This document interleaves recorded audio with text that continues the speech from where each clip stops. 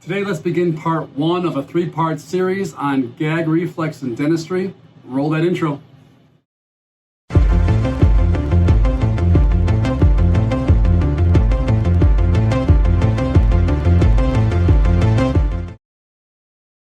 What's up, everyone? Dr. Eric Jackson here. Hope you're doing well. As I mentioned in the intro, we've got part one coming your way here on a three-part series on gag reflex. I often get and routinely get every year the question, I've got a terrible gag reflex, doctor. I hate going to the dentist. I hate getting my teeth cleaned. What can I do about it, right? Well, this three-part series is going to help you figure out a whole slew of ways that we use in my office to combat this. But first, let's go through the basics of gag reflex. You know, what is it, right? So gag reflex, the gag is actually called a laryngeal spasm, but the gag reflex often is called the pharyngeal reflex. All both fancy dentist medical terms that we're not going to use here, but it's good to know that they're all related together, if not synonymous. But really, gag reflex, it's classically invoked by touching the back of your throat, right? That could be sometimes the actual back of the tongue. It can be a tonsil. It can be your uvula, the part that hangs down in the back of the throat. Pretty much anything in, and I'll put this nice diagram up, anything in this pink zone here.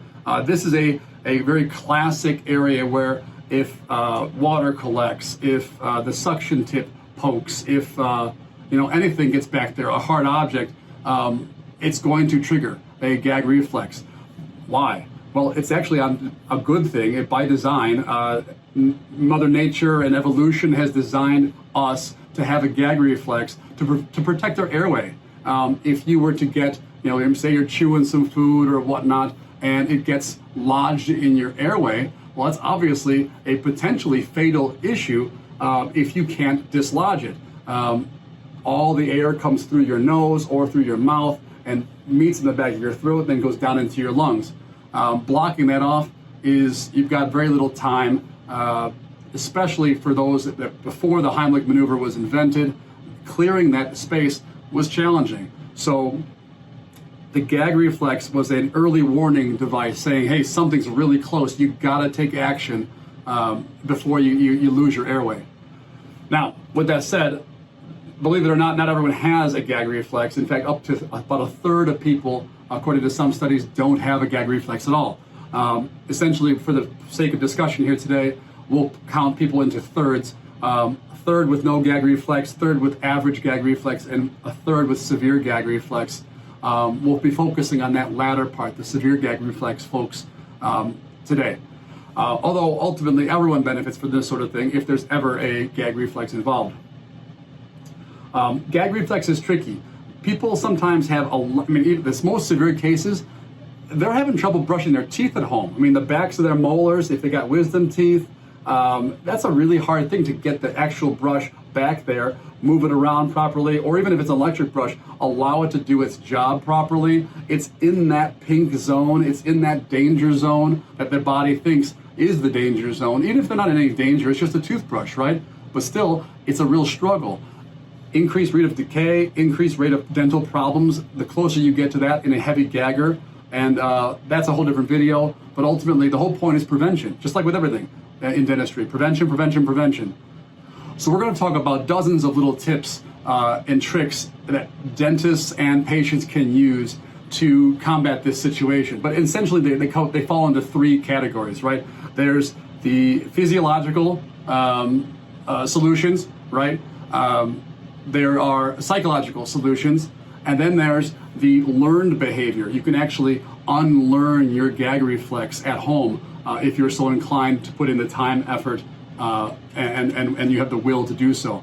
But for the rest of this video, let's talk about number one, the physiological or anatomical issues. Now, clearly we just talked about that pink zone. Anything getting back there is enough to trigger the gag reflex. It makes you jump, makes you kind of just sit up in your chair if you're laying down in the dental chair.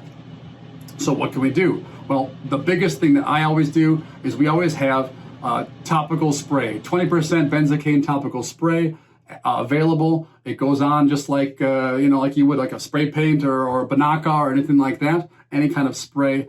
It does a great job, far better in my opinion than any gel, but you have the patient stick their tongue out. Sometimes you say, sometimes you don't, but you give it, I give 2 doses. It's all topical. It's non-invasive. It lasts for about 15 to 30 minutes, especially if you prepare the area correctly and dry it off and whatnot. 15, 30 minutes of really good anesthetic, allowing you to get your job done as a provider, and allows the patient to receive the care they need and the care that they want. Getting x-rays of your wisdom teeth, x-rays of your second molars back there with a gag reflex is tough. It's really tough. Tear-inducing, trying hard but can't do it type tough. So we really try to bridge that gap with a quick little spritz, perhaps 2 spritzes if it's really not totally numb. And then amazingly, a lot of it is reduced, if not removed completely.